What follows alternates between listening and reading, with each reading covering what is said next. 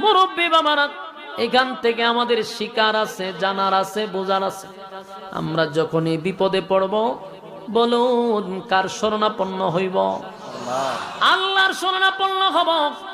কারণ আমার মালিক, আমাদের মালিকের কাছে আমরা শরণাপন্ন হয়ে যাব।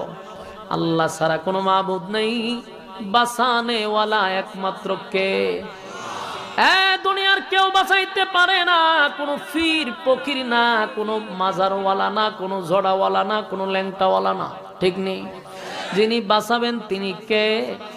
এর জন্য ইউনূস নবী এটার ভিতরে ঢুইকা সাথে সাথে বললেন, লা ইলাহা ইল্লা আনতাস সুবহানাকা ইন্নী কুনতু মিনাজ জালিমিন। উনি যখন